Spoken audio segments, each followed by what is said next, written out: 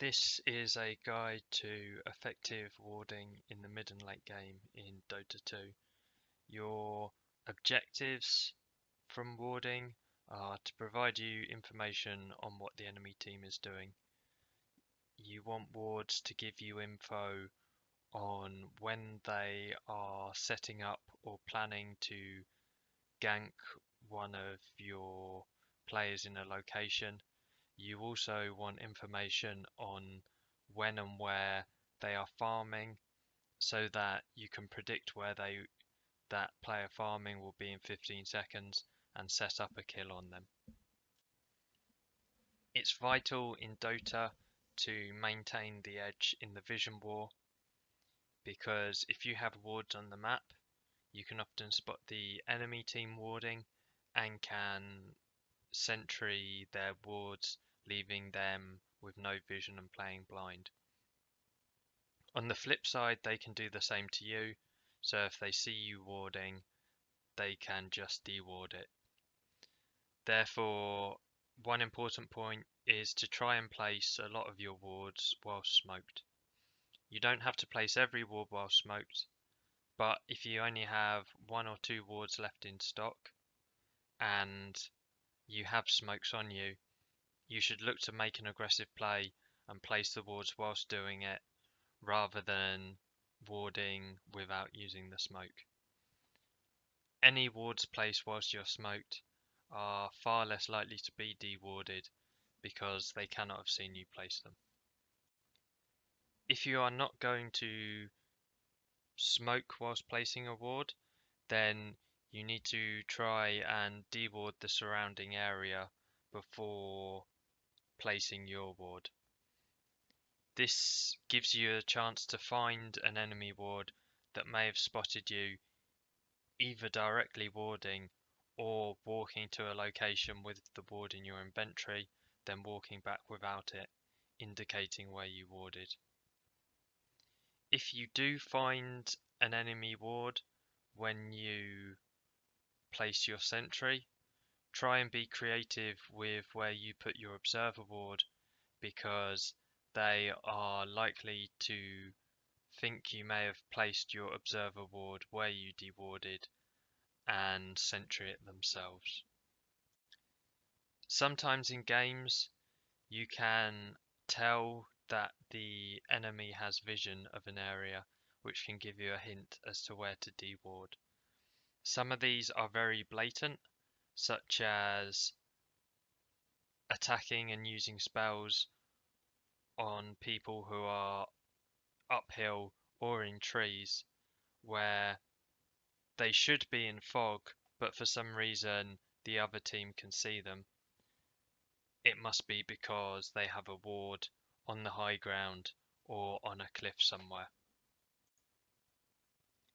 Another way to tell where enemy wards are is if you run at an enemy hero to try and gank them, and as you get near them, they just run away very quickly, possibly abandoning creeps which they could have otherwise farmed. That tells you that you must have walked over a ward as you run towards them. Here I have a video example. I am the lion in this clip. We see the Spectre TP to the shrine, so I'm asking the Clinks to come and kill him. I have my ultimate up, and I only need a bit of extra damage to kill this Spectre. I put a sentry down in case there's a ward there. There isn't one, so I feel confident going for this. But as we reach here, if you pause the video, you see there's still creeps here to be farmed. The fact that Spectre is running away means that a ward has definitely spotted either me or Clinks going for this kill. Now at this stage, because you know that you've been spotted by a ward, and you know that I have no blink, you cannot get in range, you should just give up and abandon and retreat, because they can bait it or turn it. Instead, here I chase like an idiot because I really want the kill, and I end up dying, and Clinks also ends up dying because we did not back off. If you rewind and look from Spectre's vision, they have this ward here, which have vision of me the whole time, and I just missed with my D-ward attempt. So I should know after this failed gank, after he backs here whilst there's creep still alive, that there was a ward in the path that I placed still, in the path that I ran to him. So the main point is that if you run towards an enemy to gank them and they suspiciously run away, A, you should back off and not commit towards it and not waste any more time on a play that has been scouted, and B, you should mark on the map that for the rest of your team that there is probably a ward there, and you can try and deward it with a sentry. However, you do have to guess a little bit as to where it might be. Another type of efficient warding is warding at the start of a fight. It's a lot easier to win a fight if you have vision of the surrounding area. If you don't have any vision, if an enemy gets low, they can walk into the tree line or uphill and they are now in fog and you cannot finish them and get the kill. If you place a ward that spots them doing this maneuver and gives vision of them as they try and walk behind trees or uphill, you can secure the kill and win the fight from it. Here is a video example of not me but Zograph, another well, a lot higher than me, higher support player. Here they are smoked. They don't have any vision on the high ground of where they're smoking to, so he runs up, places this ward, and it spots the enemy team. And they can take a really good fight because they see where all the enemies are, even from the low ground.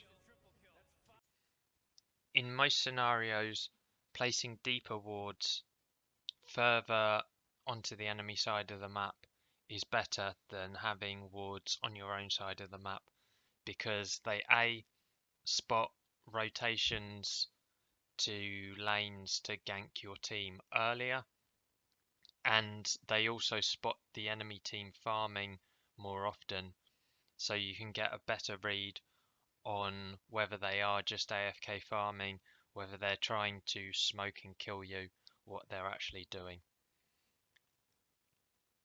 This is not the case when you are getting completely stomped and the other team is just always playing on your side of the map anyway. Here you want to have wards closer to your own base so that you can see when they aggressively go onto your side of the map, and you can maybe take a good fight and come back into the game.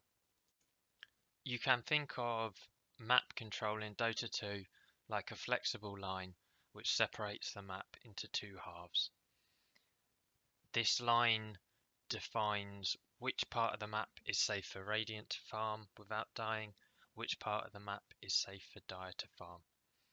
This imaginary line that you draw usually depends on the towers you have up as well as the creep wave positions. I have drawn in yellow what this imaginary dividing line would look like on this map at this state if you ignore wards. Here at the top, because the Dire tier 1 tower is dead and the Radiant creep wave is pushed quite far, Radiant has control of the top left of the map. And the same case in the bottom right, because Dire have their tier 1 tower, Radiant have lost theirs, and the creep wave is pushed by Dire. Dire control the bottom right part of the map, and it's kind of split across the middle.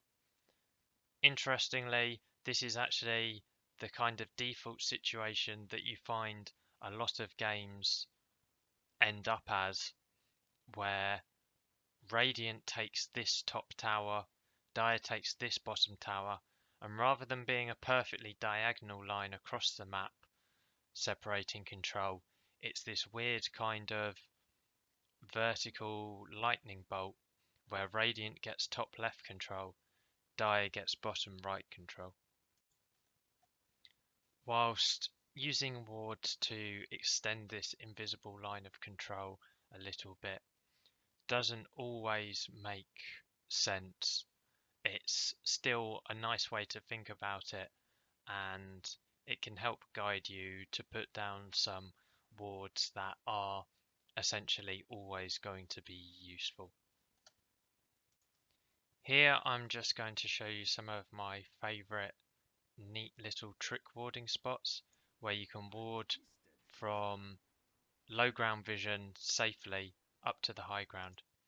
You see here I get the position wrong to start with. What you can do is hover your mouse cursor over the observer wards and it shows the radius, and that can give you an idea of where you need to be. Now this ward, it doesn't block the camp, so people don't realise it's there, but it gives great vision of people farming that dire area, and you can place it safely hidden from within the trees. If you are also on Radiant, there's more cool spots around this river area.